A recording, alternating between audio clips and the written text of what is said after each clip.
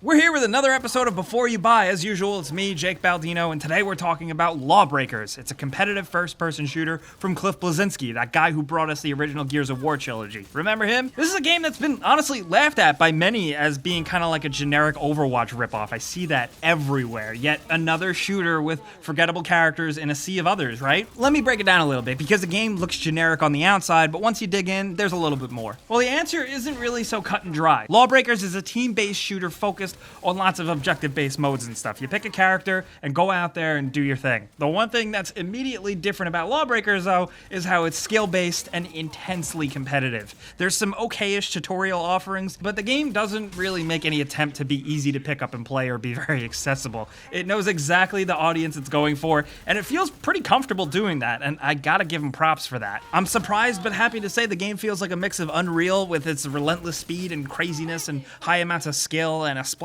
of character class unique stuff like Overwatch. This feels way more like an old school arena shooter than some people were expecting, with a bit of a modern spin on it. High skill and twitch shooting reaction is more important than having the right team of key heroes to like move a payload or anything like that. If you have the choice, definitely play this on PC, because this is a PC-ass gamer's game right down to the feel. I'll be honest though, not all the characters on the roster here are memorable or iconic at all, but their playstyles are all distinctly different, and that's where it matters. I try to show a few in the footage here, but my favorites were clearly the Assassin, Juggernaut, and Vanguard classes. Some can fly around the map with ease with boosts or a grappling hook, while others are stuck on the ground a bit more with some dashes and stuff. Now, I mentioned the movement first with the different heroes because the game's main emphasis on different forms of mobility is actually really awesome. Once you get good, and it'll honestly take you a good day of playing to really learn the ropes, but once you get going and you get a feel for the characters, you'll be zipping around the levels in no time, like seriously flying across the map in a second, and it's really fun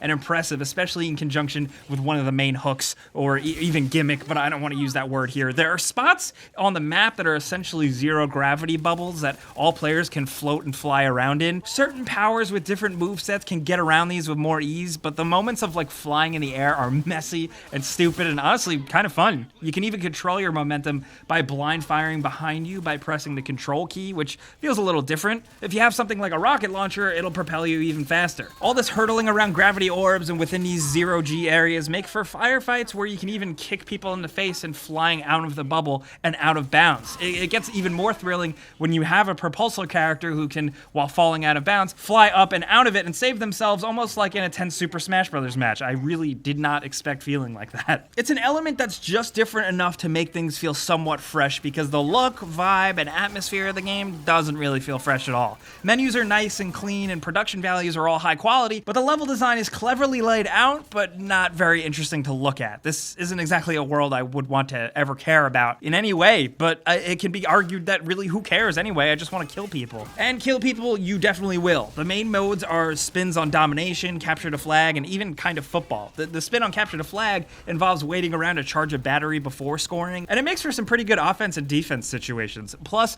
blitzball mode has you carrying around a little animated robot ball that's voiced by Justin Roiland of Rick and Morty, so that's cool. My one complaint here, though, is that sometimes matches tend to feel like they drag on a bit too long. Look, I get that hardcore players want long, drawn-out matches, but sometimes it just feels like beating a dead horse after a while. But like I said, Lawbreakers does feel well made. The PS4 does have some stuttering issues, but apparently that's being worked out in a patch. But control and feel-wise, it is really good and solid. It's all about precision and accuracy and speed, especially with all of the character abilities going on. Each character gets 3 abilities, one usually being a mobility one, and then also one ult. Some ults are seemingly kind of useless, while others seem way more effective. Since it's more about shooting and skill and all that, teamwork is still very much required, but like I said, early team composition and the stuff that is required in something like Overwatch isn't really a thing here. This is more old school than it looks, and most abilities are really just for killing, straight up. You can actually use your different abilities like in tandem as a combo to get damage buffs and stuff, which was a nice little touch once I learned it. There's also an amount of progression. It's not huge, but there's some. There's leveling up, and then there's unlocking loot crates, which I must acknowledge are there, and you can pay real money for more. I'm not a fan overall, but you do get stuff on your own pretty regularly, including some surprisingly cool variants on some skins for some characters. Lawbreakers Shortcomings and the things I want from it are the same that I have with other multiplayer games that have been releasing with lower prices lately. And that includes just more fleshing out, more content. I want more maps, I want more modes, and more options down to the little stuff like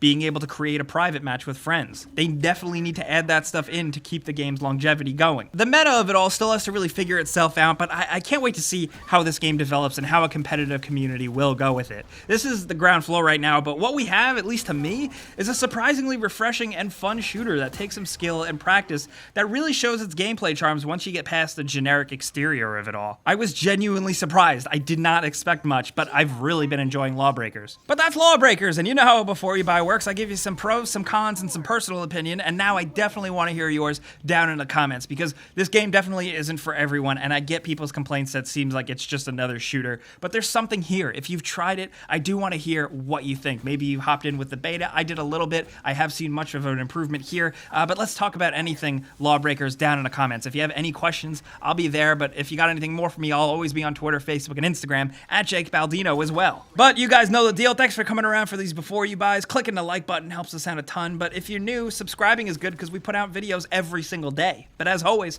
thanks for watching, and we'll see you guys next time.